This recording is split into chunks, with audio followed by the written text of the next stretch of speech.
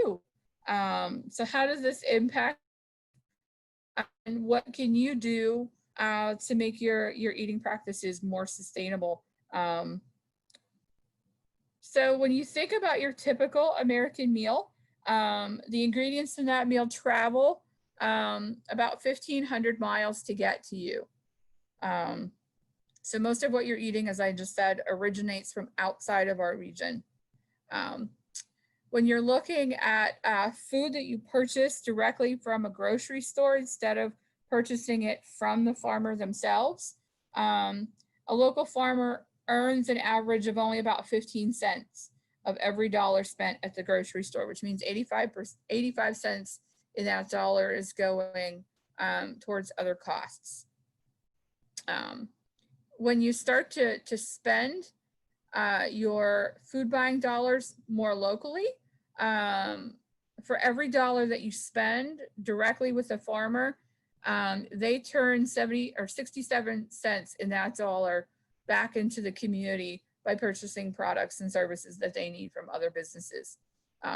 So it has a direct impact on your local economy. But there's environmental impacts as well. When you transition farmland into other purposes, we're losing about 1 million acres a year in the United States due to commercial and residential development. When you're looking at conventional food distribution, as I was just saying, that uses 4 times more fuel than a more local or regional food system, again, because you're transporting food about 1,500 miles from where it's grown to where it's consumed. Because food is traveling such long distances, as soon as you pick something, it starts to lose its nutrients, and it becomes a lot less nutrient dense. And then occasionally, for it to have a shelf life, it has to be heavily processed or preserved. And there's nutrient loss when that occurs as well. And then a lot of times, chemicals and other ingredients are used in the preservation process, commercial preservation process, that some might argue are not the best thing for us to be eating. So what can you do? You can buy local. That's sort of the biggest recommendation I would have. Devote a certain percentage of your food shopping to purchasing directly from a local farmer. That returns 3 times more money to your local economy than if you shop at a chain store, or if you shop or if you buy a non-local product. Know where your food is coming from. That's really important. If you're buying directly from a local farmer, get to know about that farmer and ask them about their growing practices on their farm. And then you can decide what you're comfortable with. And then you can make a conscious decision to buy from farmers who are using growing practices that you're comfortable with. You can be an advocate. Farmers need multiple markets to be successful. Farmers should be selling at farmers markets. There are CSA programs that farmers can use. You can advocate for wholesale or institutional purchasing. If you are a college student or you're, know someone who's employed by a hospital or other institution, you can advocate for them to designate a certain percent of their institutional food purchasing dollars to buying local. That's definitely something you can do. You could choose local retail options. Again, you can shop at local farmers markets and on-farm markets instead of buying at your chain store. And then something I think is really key right now, especially because we're still in COVID, and in Pennsylvania, we are operating at 25% of our restaurant capacity. We're getting ready to go up to 50%. In 2 weeks, I believe they came out today and said our restaurants could go back to 50% capacity. but farmers really depend on that restaurant sales outlet. And when restaurants are only able to serve in the restaurant at 25% capacity, and a lot of our restaurants were closed completely, except for takeout and delivery, the restaurant sales market just tanked for farmers. So you're not seeing so many stories now of farmers having to plow under fields or having to dump milk. But you were seeing them in April, you were seeing them in March and somewhat in May, um, especially in the South, about them having to plow under fields um, of vegetables. And that was basically because the restaurant and the wholesale and institutional markets just completely were not there. And in our area, milk was being rationed at some of the grocery stores, so our farmers were having to dump um, some of their milk. That's mitigated to a certain extent, but you can find ways to advocate in each one of those areas. Um, at home or closer to you, you can support school and community gardening efforts. That really speaks to that food security and food sovereignty concepts that I talked about a little bit earlier in the presentation. Um, when you're less reliant on external food sources, then you become more food secure. So if someone in your neighborhood or your school talks about starting a community garden, that's definitely something that you could participate in. At home, um, you could plant a pollinator garden um, and use chemicals and herbicides sparingly, if at all. I think I read yesterday that like a fourth of our food, like our um, vegetables that we eat, are directly related or reliant on pollinators. Um, and so we do have declining populations of pollinators, both bees and butterflies. And so you can really help with efforts to conserve those species by um, watching your pesticide use, buying products that don't use pesticides or contain pesticides, um, and then creating habitat in your own backyard that's pollinator friendly.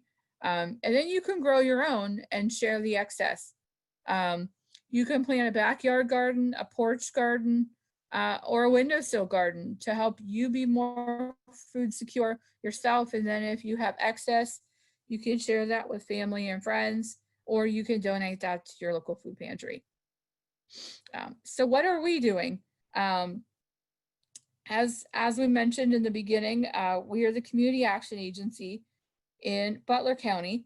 Our role is to combat the causes and conditions of poverty. But when we were looking at how we wanted to do that, kind of providentially at the same time, we had an opportunity to start to build a relationship with the Villa Maria Convent, Sisters of the Humility of Mary, which is on 422. It's right on the Pennsylvania-Ohio line.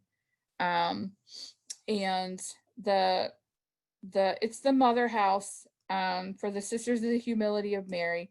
So it's not affiliated with a larger religious order somewhere else in the country. It is the order for that community, and their population is aging. Um, they have a 780 acre property in Pulaski Township in Lawrence County. There were 760, sorry. There were 40 acres that were in Ohio. They sold those a couple years ago, so they're down to 760 acres. There's a number of things that go on that campus. They have about 400 acres of woods. They have an Audubon walking trail and sanctuary. They have obviously the convent activities happen there, and then they have a managed care home facility which partially serves the aging sisters and which partially serves the community at large. And then they have a 280-acre working farm. That farm was established by the sisters when they came over from France in 1864. It has supported that religious community ever since. The picture that I have up on the screen is their CSA and farm market building. We believe and they believe that it's a tobacco barn that at some point was brought up from the south and reconstructed on the property. They also have another historic, it's called Peg and Beam Construction. It's their cattle barn. There's no nails in the building at all.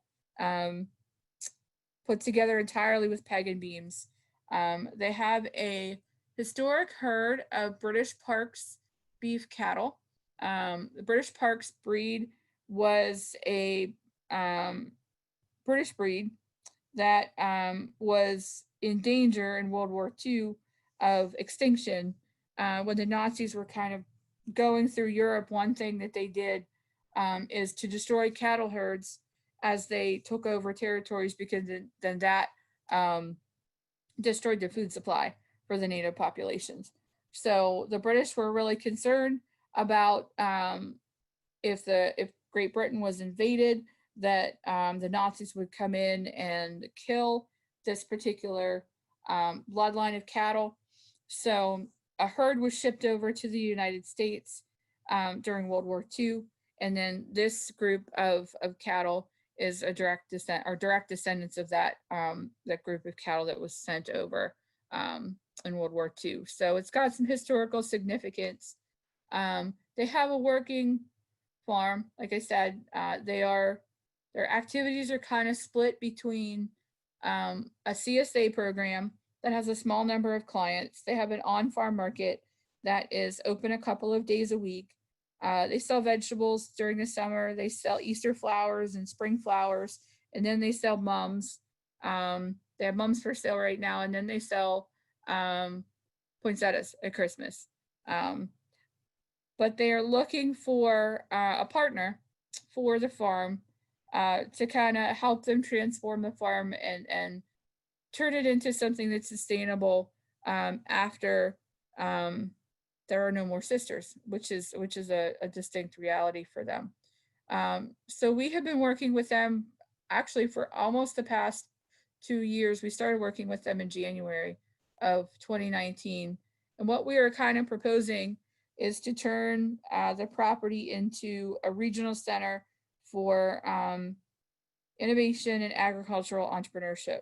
We had a feasibility study done that just ended in July. It was paid for by a grant that we got from the USDA. And they looked at our geography of impact, and they kind of determined that we will span both Eastern Ohio and Western Pennsylvania. So what we're looking at doing on site is activities that fall under 3 pillars: education, innovation, and community building. Education wise, we're really looking at agricultural workforce development training, and offering some programming that and education that is useful if someone wants to go and work on a farm or work in an industry that's agriculturally related.